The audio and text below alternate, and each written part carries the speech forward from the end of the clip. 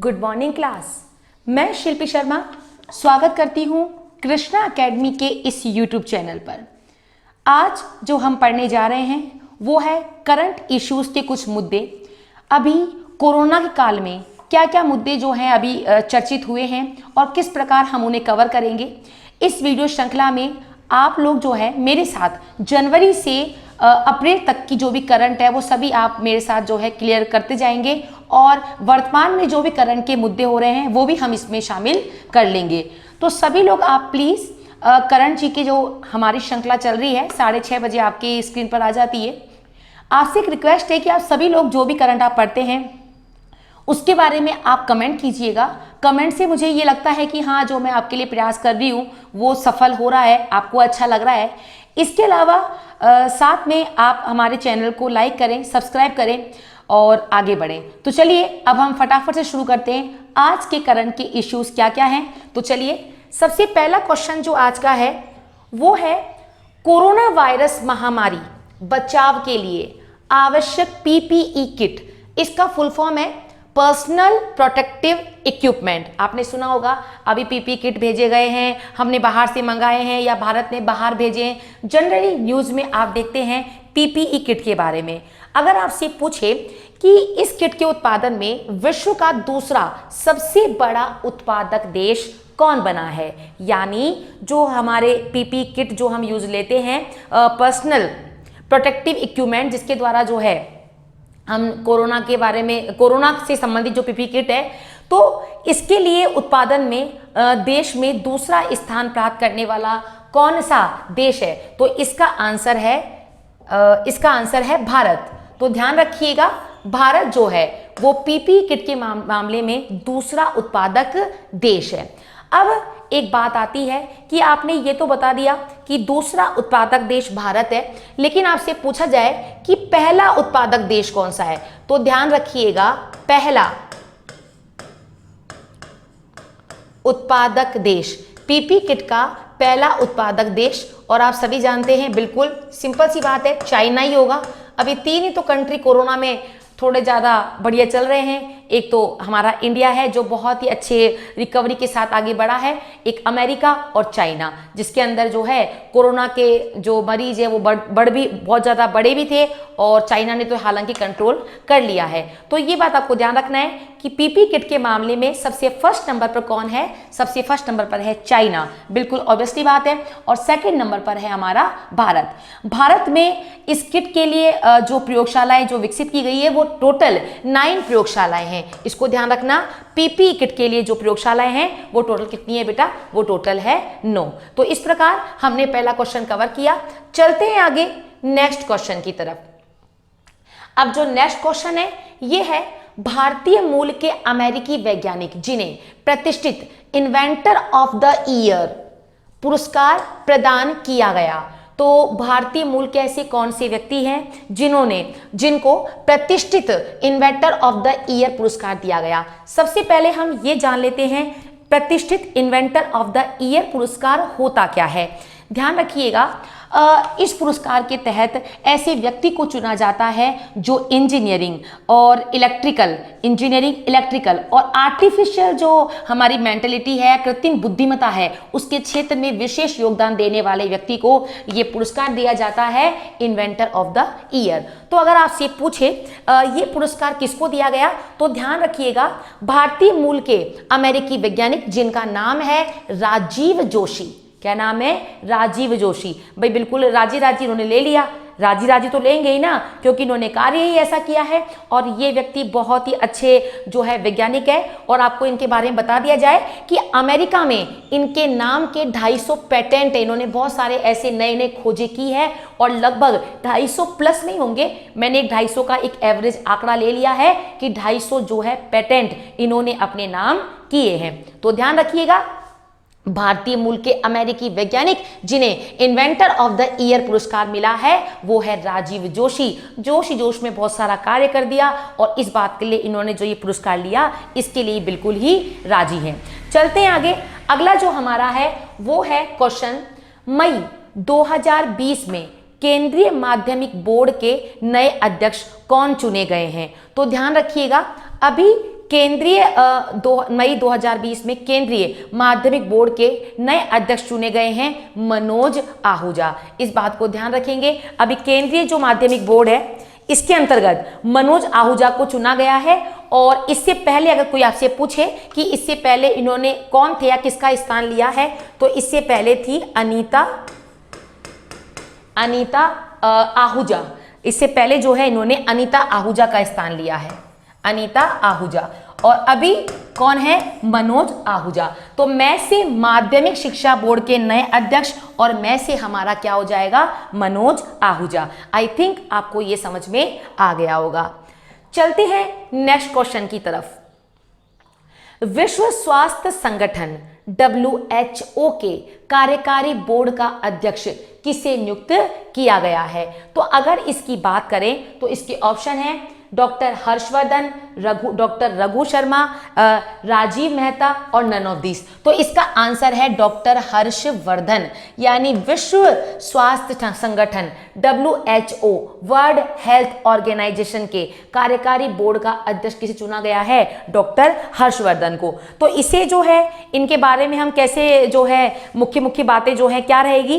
पहली बात तो ध्यान रखिएगा कि ये कार्य क्या करते हैं। ये भारत में हेल्थ से संबंधित डेटा रिकवर करते हैं और देखते हैं किस प्रकार हम उसमें आगे किस किस प्रकार से नई टेक्निक्स लेकर आए।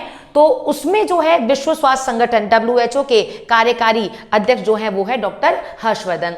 दूसरी बात, आपसे इसमें क्वेश्चन ये भी पूछ सकता है कि WHO इसका मुख्यालय कहाँ पर है? तो देखो, अगर आपको स्वस्थ रहना है तो आपको स्वीट खानी छोड़नी पड़ेगी। अगर आपको स्वस्थ रहना है तो आपको स्वीट खानी छोड़नी पड़ेगी। तो इसका आंसर हो जाएगा स्विट्जरलैंड। क्या हो जाएगा बेटा? स्विट्जरलैंड। यानी WHO का मुख्यालय की बात करें तो मुख्यालय कहां पर है? स्विट्जरलैंड। यानी आपको जो है वो स्वीट खानी छोड़नी पड़ेगी। तो इस बात का ध्यान रखना। और अगर पूछ ले वर्तमान में इसमें कितने देश शामिल है तो ये भी ध्यान रखिएगा 194, 194। तो आपको जो है स्वीट खानी छोड़नी पड़ेगी। किसी की चोरी करी हुई स्वीट हमको नहीं खानी है तो 194, 194। समझ में आपको आ गया होगा। चलते हैं आगे।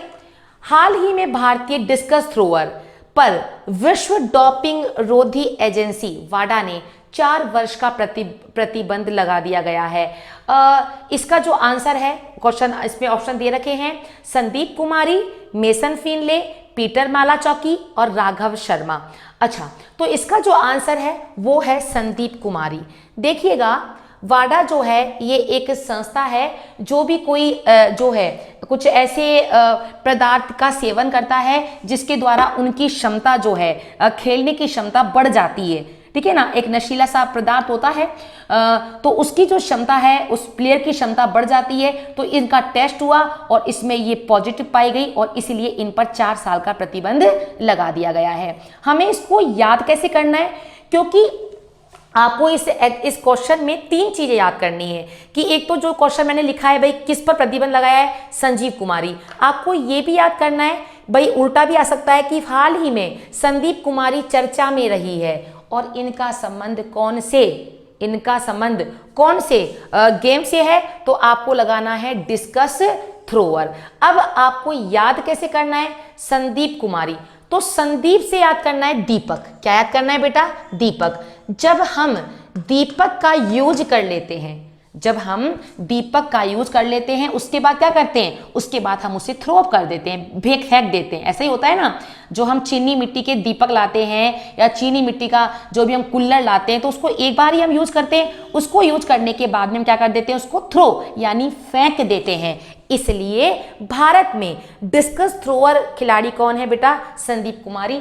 आपको इस क्वेश्चन को दो तरीके से याद करना पड़ेगा। क्वेश्चन ऐसा जरूरी नहीं है जैसा मैंने लिखा है ऐसे ही आए, जो मैंने आपको बोला है उस तरीके से भी आ सकता है कि हाल ही में संदीप कुमारी चर्चा में रही है या इन पर 4 साल का जो है वाडा ने क्या लगा दिया है, प्रतिबंध लगा दिया है। आप बताएं ये कौन से खेल से जुड़ी हुई है। तो आपको ट्रिक याद आ जाएगी मैंने जो बताई, दीपक यूज लेने के बाद में हमने उसको थ्रो कर दिया, तो थ्रो का मतलब क्या हो जाएगा, डिस्कस थ्रो। आई थिंक आपको समझ में आ गया होगा। फटाफट से आप इसका एक बार स्क्रीनशॉट ले लीजिएगा।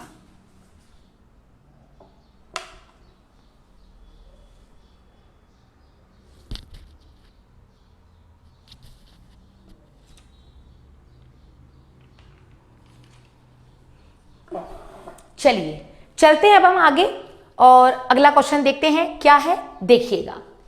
हाल ही में खेलों को उद्योगों का दर्जा देने वाला भारत का पहला राज्य कौन बन गया है। देखिएगा बहुत सारी चीज है, जैसे पर्यटन आपने सुना होगा। पर्यटन हमारे एक पर्यटन है, पर्यटन नीति बनी थी 2001 में, फिर 2007 में और दोबारा से राजस्थान में पर्यटन नीति बनी थी 2015 में। तो पर्यटन को भी जो है उद्योग का दर्जा दे दिया गया है, ठीक है ना। उसी प्रकार अगर बात करते हैं 2003-4 में दिया था पर्यटन को, इस बात का ध्यान रखना। उसी प्रकार खेलों को भी जो है उद्योग का दर्जा दे दिया गया है, यानी इसके माध्यम से ये प्रयास किया गया है कि खेलने से हमारी शारीरिक जो हमारी शारीरिक क्षमता है या हमारे शरीर का स्ट्रक्चर है वो मजबूत होगा, हमें रोगों से लड़ने की प्रतिरोधकता क्षमता प्राप्त होती है।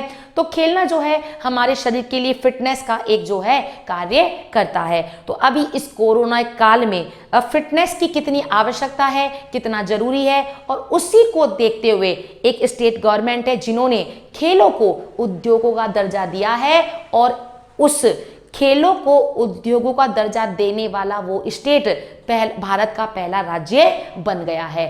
तो आपको याद कैसे करना है, पहले तो इसका आंसर सुन लेते हैं। इसका आंसर है बेटा मिजोरम। क्या आंसर है, मिजोरम। तो ध्यान रखना, जब भी कभी कोई व्यक्ति खेलता है तो क्या करता है, वो उसको रम नहीं पिलानी चाहिए, या जब खेलता है तो हम इसको ऐसे भी याद कर सकते हैं, ऐसा लगता है जैसे उसने अल्कोहल ले रखा है, वो बिल्कुल नशे में होता है, उसको जीतना है जीतना है जीतना है, कितना ही बोल दो भाई खाना खा ले, बोले नहीं खाना है, मुझे तो इस खेल में जीतना है।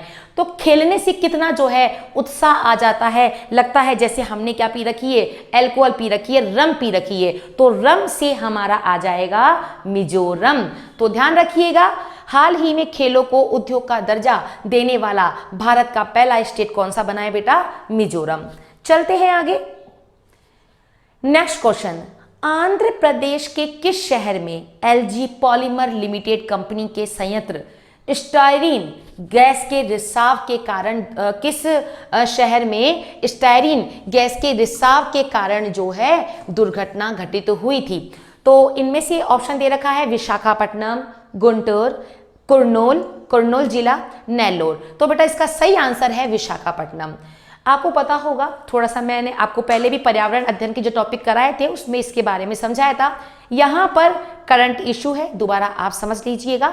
ऐसा है कि आंध्र प्रदेश में एक कंपनी थी जिसका नाम था एलजी पॉलीमर लिमिटेड। देखिएगा इसके नाम में आ रहा है एलजी पॉलीमर। ये कंपनी कौन सी है, हम जो एलजी टीवी, एलजी का फ्रिज वगैरह लेकर आते हैं ना, तो वही कंपनी है। ये कंपनी क्या करती है, ये कंपनी जो है इस गैस के द्वारा, स्टायरीन गैस के द्वारा क्या बनाती है, बहुलक बनाती है। बहुलक जानते हो, छोटे छोटे जब अणु मिलकर एक उसका निर्माण करते हैं अलग से एक कंपाउंड का, तो वो बहुलक कहलाता है। तो ये बहुलक का निर्माण करती है कौन सी कंपनी, एलजी वाली। यानी स्टायरीन एक गैस है, स्टायरीन गैस है, और इसी गैस के बहुलक से ये निर्माण करती है बेटा पॉलीमर की, जो मैंने आपको बता दिया, जिसका हम फ्रिज, टीवी वगैरह जो भी है खरीदते हैं। अच्छा, अब हुआ क्या, 7 मई की बात थी। हाँ जी बेटा, 7 मई 2020, 7 मई की बात थी। और 7 मई को जो है यहाँ पर जो है इस कंपनी में ये जो स्टायरीन जहाँ गैस, जहाँ पर इसका स्टोरेज था, वहाँ पर बहुत ज़्यादा प्रेशर बन गया, क्योंकि कोरोना के पीरियड में इधर ध्यान ही नहीं दिया गया। बस कुछ लोग ही तैनात थे और बाकी सभी लोग छुट्टी पर थे, मजदूरी नहीं थे। तो इधर जो है दाब का ज़्यादा बढ़ने की वजह से ये गैस जो है बाहर निकल गई। जब ये गैस बाहर निकली तो कुछ समय तक तो लोगों को पता ही नहीं पड़ा भाई हुआ क्या, लेकिन जब धीरे धीरे लोग उस इलाके में जहाँ जहाँ पर ये चल रही थी वहाँ पशु पक्षी बेहोश होने लग गए, जो लोग बाग गए वो बेहोश होने लग गए, तब जाके पता पड़ा कि कोई ना कोई गैस लीकेज हो रही है और उस गैस का नाम क्या था, स्टायरीन।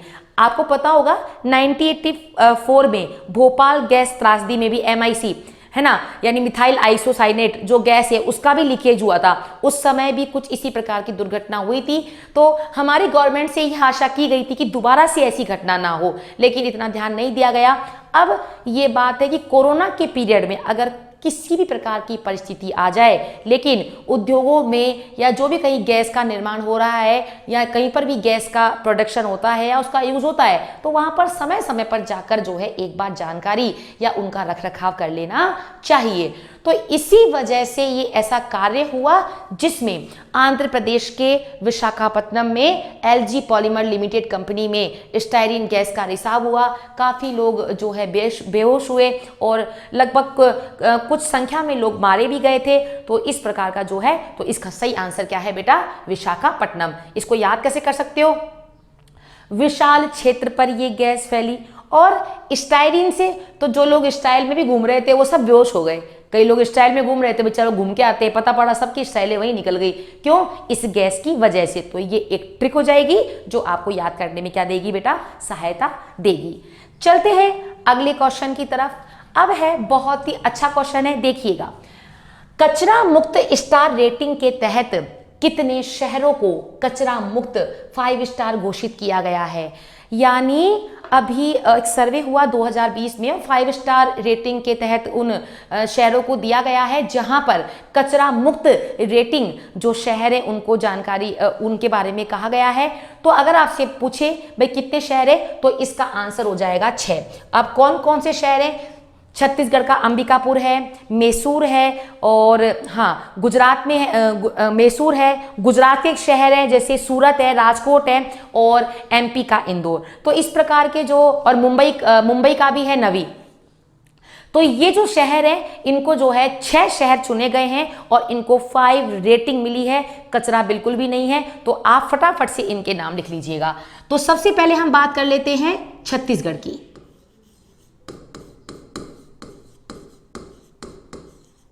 छत्तीसगढ़ का है बेटा अंबिकापुर। गुजरात का तो गुजरात का हो जाएगा राजकोट और सूरत। गुजरात का राजकोट और सूरत। आगे बात करते हैं कर्नाटक का, मैसूर। कर्नाटक का मैसूर। बात करते हैं इंदौर,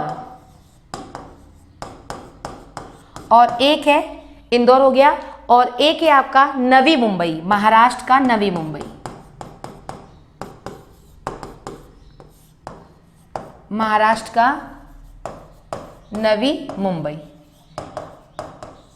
इंदौर तो आपको पता ही है बहुत ज्यादा चलता है, स्वच्छता की रेटिंग में ये हमेशा से ही आगे रहे हैं। तो अंबिकापुर हो जाएगा छत्तीसगढ़ में, राजकोट, सूरत, मैसूर, इंदौर और नवी मुंबई। तो ये सभी जो है ये आपको ध्यान रखना है, कचरा रेटिंग में पहला स्थान है। इनमें से ट्रिक कुछ आप ऐसे बना सकते हो कि देखो, सूरत की सूरत अच्छी हो गई, राजकोट तो राजा जी का कोट तो हमेशा आपको साफ ही देना है। अंबिकापुर तो अंबे माता को हमेशा, एक बार खुद मत नहाओ लेकिन भगवान को रोज नहलाओ, यानी या फिर अंबे माता के जब भी दर्शन करने जाओ तो नहा धोकर जाओ, यानी स्वच्छ होकर जाओ। अंबिकापुर हो गया, राजकोट हो गया, सूरत हो गया, मैसूर आपको और इंदौर में जरूरत नहीं है बताने की, और नवी मुंबई। देखो नवी मतलब नहाली मुंबई, ऐसे मुंबई खराब होगी लेकिन नवी मुंबई जो है नहाली मुंबई। तो ये जो है स्वच्छता सूचकांक में पहला स्थान है।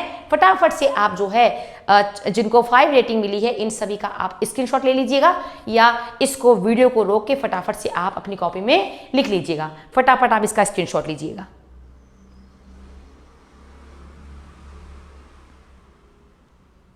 चलिए चलते हैं आगे। नेक्स्ट क्वेश्चन जो है, भारत सरकार की स्वास्थ्य बीमा योजना जिसके तहत लाभार्थियों की संख्या 1 करोड़ के पार पहुंच चुकी है। मैंने इसका ऑप्शन नहीं दिया है, सीधे मैं आपका इसका आंसर बताने जा रही हूं। आयुष्मान भारत योजना के नाम से ये योजना है, आयुष्मान भारत योजना। भाई ये योजना बीमा जो है यानी भारत सरकार की स्वास्थ्य बीमा योजना है, जिसके इसका नाम है आयुष्मान भारत योजना। इसके तहत 5 लाख रुपए का जो है 5 लाख रुपए का कैशलेस इलाज की सुविधा फ्री दी गई है। अब तक 10 पॉइंट लगभग 71 करोड़ लोगों को इसका जो है लाभ मिला है। तो अगर आपसे पूछे, हमें इतना ही याद करना है कि भारत सरकार की स्वास्थ्य बीमा योजना जिसके तहत लाभार्थियों की संख्या जो है 1 करोड़ के पार पहुंच गई है, तो वो है आयुष्मान भारत योजना। चलते हैं नेक्स्ट क्वेश्चन की तरफ। हाल ही में सीवीसी में केंद्रीय सतर्कता आयोग, सीवीसी आपने नाम सुना होगा, इसमें आयुक्त के रूप में शपथ ग्रहण किसने की है? तो इसका आंसर है सुरेश एन प्रभु, अरुण कुमार, संजय कोठारी और नन ऑफ दिस। तो इसका आंसर है सुरेश एन प्रभु। अब सीवीसी जो है ये क्या है बेटा, गौर से सुनिएगा, थोड़ा मैं आपको इसके बारे में बता देती हूं। सीवीसी यानी केंद्रीय सतर्कता आयोग। क्या है ये बेटा? ये जो आयोग है ये भ्रष्टाचार को रोकथाम के लिए एक आयोग है, यानी भ्रष्टाचार के ऊपर रोकथाम करने वाली संस्था है। बहुत सारी संस्थाएं हैं जो भ्रष्टाचार पर रोकथाम करती है। लोकपाल और लोकायुक्त ये भी भ्रष्टाचार को रोकने के लिए ही एक जो है मुद्दा है या संस्था बनाई गई है, जिसमें से एक है सीवीसी। बेटा इसकी स्थापना कब हुई थी? इसकी स्थापना हुई थी 1964 में। ध्यान रखना, एक तो होती है सीबीआई भ्रष्टाचार को रोकती है, तो सीबीआई की स्थापना तो हुई थी बेटा 1963 में, और उसके 1 साल बाद 1964 में हो गई थी केंद्रीय सतर्कता आयोग की स्थापना में। ध्यान रखिएगा, इन दोनों ही आयोग का गठन एक समिति की सिफारिश पर हुआ था, संथानम आयोग की सिफारिश पर। तो ध्यान रखना, संथानम आयोग की सिफारिश पर। ये जो संथानम आयोग है ये 1962 में इस्टेब्लिश संस्था है और इसी के द्वारा इन दोनों की स्थापना हुई थी। हमारा मुद्दा है वो है सतर्कता आयोग, भ्रष्टाचार की रोकथाम के लिए। इसमें 3 जो है टोटल 3 जो है सदस्य होते हैं, यानी एक तो होता है मुख्य सतर्कता आयोग, और बेटा 2 होते हैं अन्य सतर्कता आयुक्त, मुख्य सतर्कता आयुक्त और 2 अन्य सतर्कता आयुक्त, टोटल 3 होते हैं। अब इनका जो कार्यकाल की बात करें तो बेटा कार्यकाल होता है 4 वर्ष या फिर 65 वर्ष, जो भी पहले हो जाए। या तो 4 वर्ष इन्होंने अपने जो है कार्यकाल के पूरे कर लिए हो, और अगर ऐसा नहीं है तो 65 वर्ष की आयु जो भी पहले हो जाए वो इसमें ये कार्य करती है। तो और भी बहुत सारी बातें, लेकिन यहाँ पर जो मेन था वो मैंने आपको समझा दिया। और हाँ, यह एक विधिक आयोग है। कौन सा आयोग है? विधिक, संवैधानिक नहीं है, यह एक विधिक आयोग है, यानी विधि के द्वारा जो है इसका निर्माण कराया गया है। तो इस बात को आप ध्यान रखेंगे। और क्वेश्चन हमारा क्या था? हाल ही में सीवीसी में सतर्कता आयुक्त के रूप में शपथ ग्रहण करने वाले व्यक्ति का नाम जो है वो है सुरेश एन पटेल। चलते हैं आगे, और अगला जो क्वेश्चन है वो क्या है वो देखते हैं। ठीक है, हाँ जी। पशु अधिकार संस्था पेटा पशुओं के अधिकार की रक्षा करती है। ये जो भी व्यक्ति पशुओं के लिए, जीव जंतुओं के लिए अच्छा कार्य करता है, उल्लेखनीय कार्य करता है, उनको ये संस्था जो है अपनी तरफ से सम्मानित करती है। इस संस्था में पेटा इंडिया में हीरो टू एनिमल्स अवार्ड से किसे सम्मानित किया गया है? तो बेटा उड़ीसा के मुख्यमंत्री नवीन पटनायक जी को इस पुरस्कार से सम्मानित किया गया है। क्यों? बेटा कोरोना के काल में इन्होंने 54 लाख रुपए, लगभग 54 लाख रुपए इन्होंने इकट्ठा किए और पशुओं के लिए इस पीरियड में जो है खाना, इन्होंने जो है चारा जो है प्रोवाइड करवाया। तो पशुओं के लिए बहुत सारा कार्य किया और टोटल लगभग 54 लाख जो है रुपीस इकट्ठा करके इन्होंने पशुओं के लिए कार्य किया। आपको पता है इंसान तो बोलकर खा लेगा, भाई आज नहीं है, इधर उधर से मांग के काम चला लेगा। आप सोचिए कि इस कोरोना काल में सबसे ज़्यादा जो नुकसान हुआ है ना वो पशुओं का हुआ है, बेचारे जीव हैं। अब इस काल में तो कोई घर के लोग भी खाना नहीं देते हैं, वो भी सोचते हैं पहले हम खा ले, इनको तो रहने देते हैं।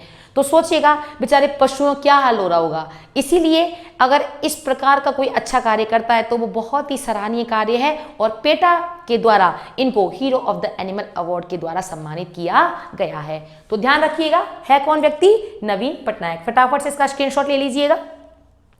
चलते हैं फिर हम आगे।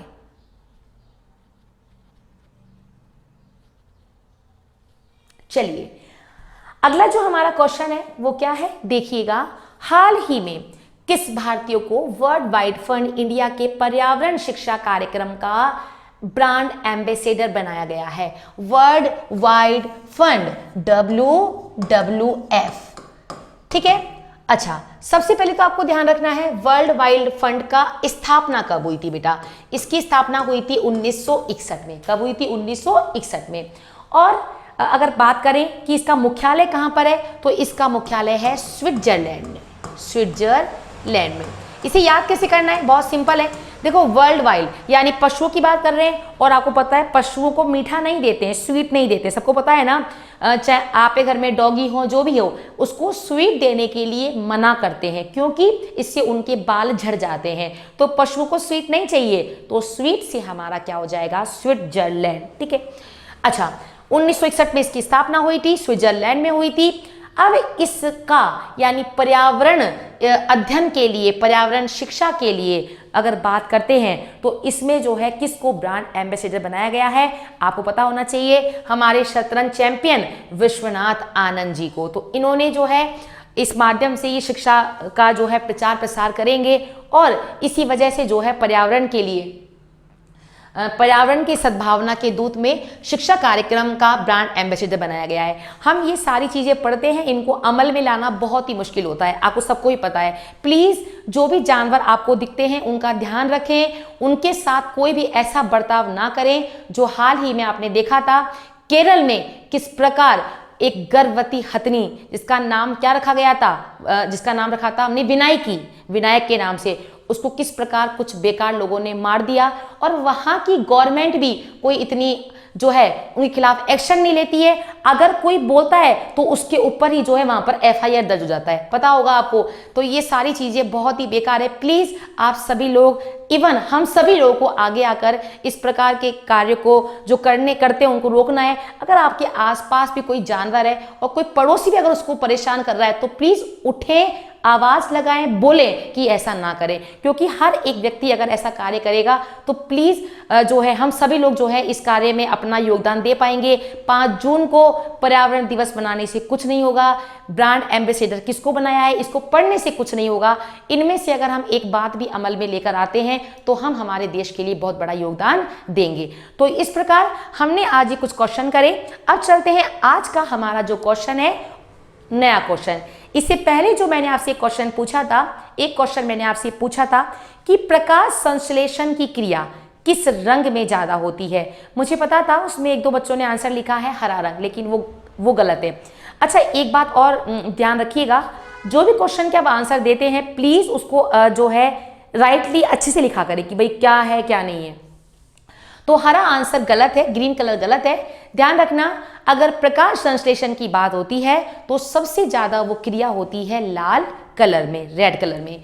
दूसरा क्वेश्चन मैंने आपसे पूछा था, एक क्वेश्चन एक और था, हाँ जी, कि ओजोन जो गैस है या ओजोन मंडल है, वो ओजोन गैस है वो कौन से मंडल में ज्यादा होता है? तो उसका आंसर बच्चों ने सही दिया था, तो वो है समताप मंडल। ओजोन गैस की सघनता जो है समताप मंडल में देखी जाती है। उसी प्रकार आज का हमारा क्वेश्चन आपके लिए ये है, निम्नलिखित घास के मैदानों को मिलान कीजिए। यानी ये कुछ घास के मैदान हैं, मैंने 5 घास के मैदान लिखे हैं, सवाना, प्रेरी, पंपास, डाउन्स और वेल्ड। तो ये घास के मैदानों को कहाँ पर इनके नाम से संबोधित किया जाता है? सामने मैंने कुछ जो है कंट्री लिख रखे हैं, जैसे उत्तरी America, Australia, Africa, Argentina and south Africa. तो आपको मिलान करना है। मैंने यहाँ कोई ऑप्शन नहीं दिया है, आप लोग या तो खुद लिखें भाई सवाना में जो भी है, जैसे मान लो अमेरिका है या अफ्रीका है या अर्जेंटीना या ऑस्ट्रेलिया है, जो भी आंसर है प्लीज कमेंट बॉक्स में लिख के दीजिएगा। और देखना नहीं है, आपको अपने पहले एनालाइज करना है कि आपको इसका आंसर आता है कि नहीं आता है, और तुरंत ही अगर नहीं आता है तो अगली वीडियो में आप इसका आंसर विद ट्रिक आप मुझसे सुनेंगे। चलते हैं और मिलते हैं अगली क्लास में। प्लीज़ आपको जो भी बातें हैं कमेंट कीजिएगा, कमेंट से मुझे बहुत ही अच्छा लगता है और मुझे लगता है कि मैं आपके लिए बहुत और भी कुछ करूं, तो आप कमेंट करके बताएं आपको सेशन कैसा लगा। मिलते हैं कल, तब तक के लिए बाय।